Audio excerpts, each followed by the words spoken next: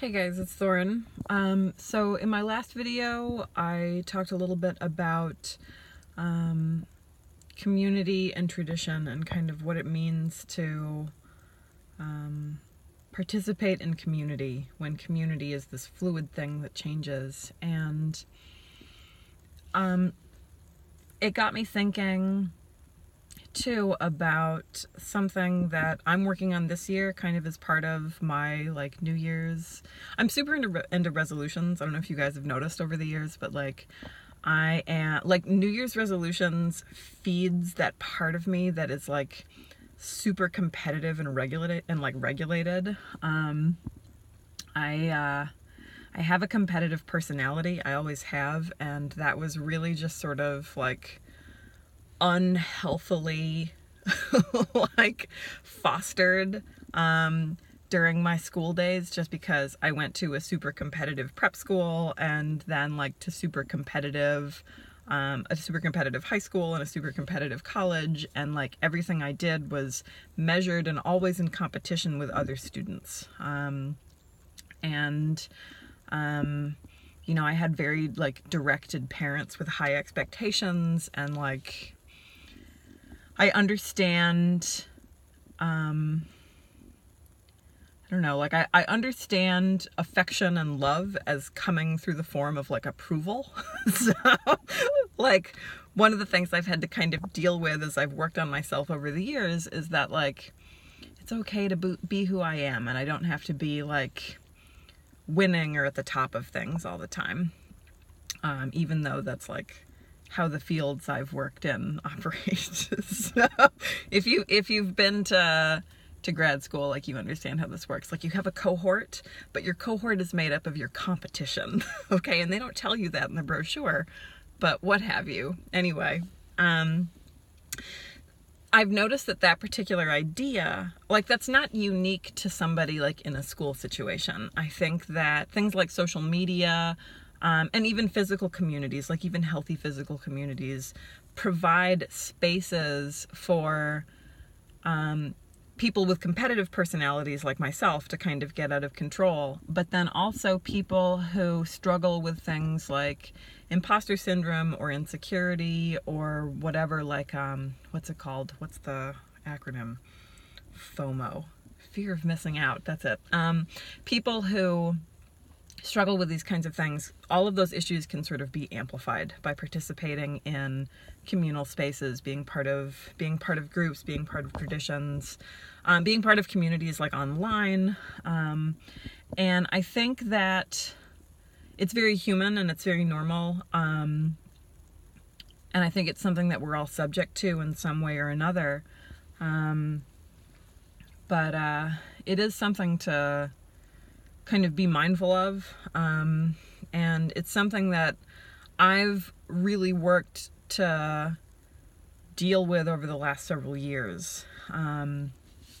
Anyway, part of my kind of New Year's mindset is to stop letting that kind of stuff get in the way of my writing and the content I produce and kind of what I do in my own magical communities. It's really easy as a writer, for example, it's really easy to feel like you're not doing enough, because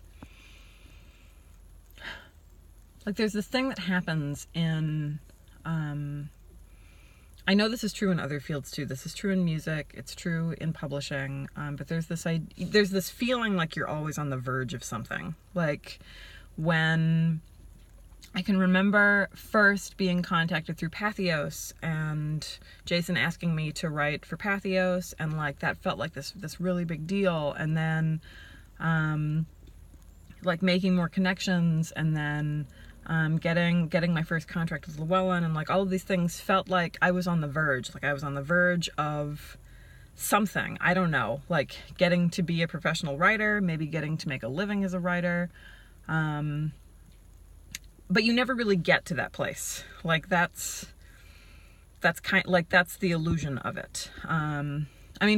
People do, if your end goal is to be a famous writer and like make money on your books. Like that's a thing that is not impossible, but like statistically it's pretty impossible. It's much more likely that you will write, but you will also have to make money elsewhere, which is the case for pretty much anybody, particularly pagan writers that you can name. Even people who appear to be making a living on their writing are actually living off of spousal incomes or have some other kind of side gig. They have family resources, something other than just like what they're getting through royalties.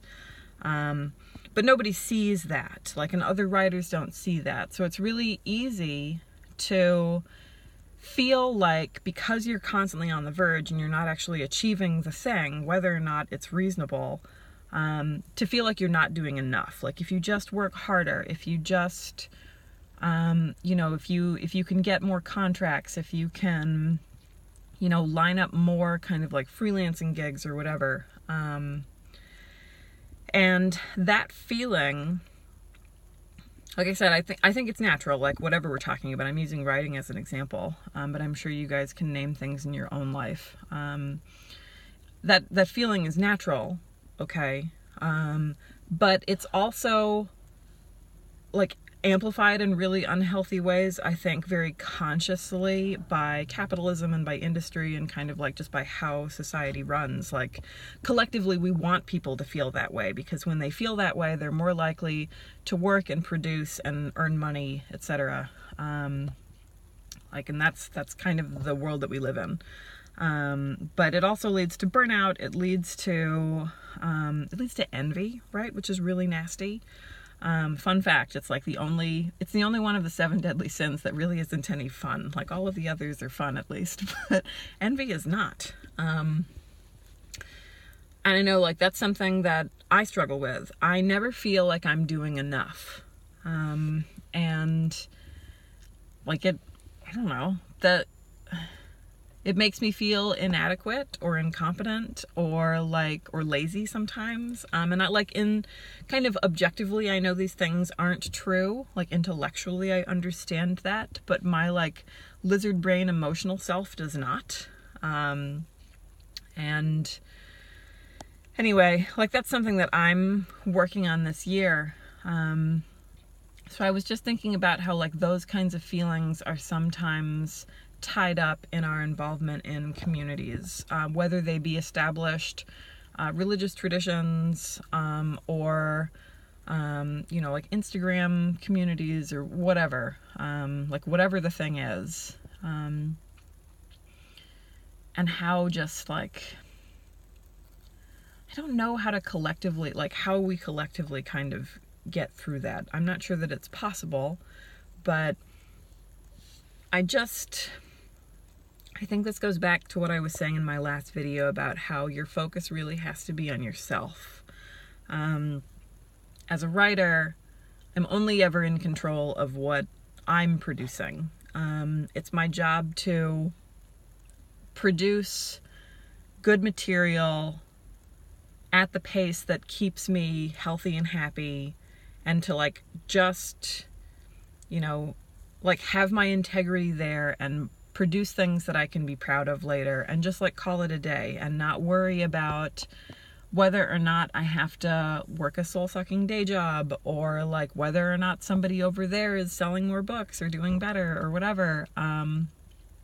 And I know these things sound ridiculous. They sound ridiculous to me as I say them out loud, but I have those feelings, and I know a lot of people do about whatever it is that they're doing. I get inquiries all the time from folks who feel like their lives aren't magical enough, or their witchcraft isn't witchy enough or whatever. And it sounds ridiculous saying it out loud, but I think a lot of us feel that way.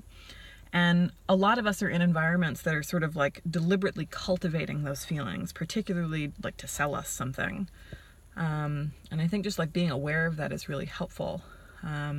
Whether you're a writer or you're a witch, or some other kind of magician, maybe you're a tarot reader, the tarot community, this is kind of everywhere, because everybody has an Etsy store and a Patreon and an Instagram community and whatever, and everybody wants to sling cards and make a living at it and whatever, and it's really easy to feel like there isn't enough room for everybody. And like there is, you know, and I think kind of when you have that realization, that's a game changer. And the same thing, right, is true of being a witch. You can't compare yourself to other people, and I think when we do, like that's where the death of magic is when we're struggling, not to like improve ourselves or to perfect our own craft, but to prove to other people or prove to ourselves that we're worthy of this thing. Anyway, I'm consciously wrestling with this in the coming year, and on a practical level, because I believe in approaching these things practically, the way I'm going to do that is I'm upping my schedule in terms of like posting online, particularly with blogging. I really haven't blogged very much in the last couple of years. And part of the reason I haven't, for like, yeah, I'm busy, okay, but a lot of it is insecurity, just because like everything I write, and this is true of all writers, everything all of us writes gets shitty comments from people, or like negative feedback, hateful feedback, and like I really internalize that stuff. I'm actually super sensitive, and like part of what I'm going to do this year is I'm just going to write, and I'm only going to think about my writing, and I'm going to like stop reading comments just generally, or at least like stop paying mind to them. Yeah, so that's part of it.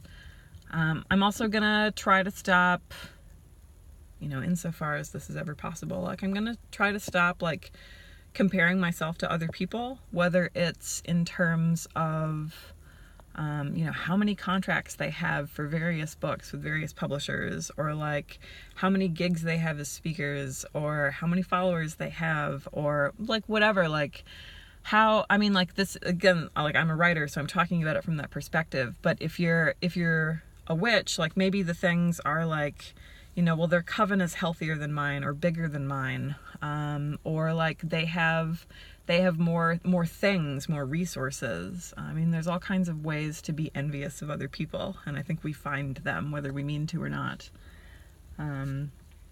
So yeah, just being mindful of that stuff, because it's super destructive, I think, for everybody involved. And I think like we live in a really exciting time where it's so easy to be creative, and it's so much easier for people to have access and have the resources to make art, you know, make content online, communicate with people, build communities, like, and we really should be fostering that at every turn, I think, because there really is enough space for everybody.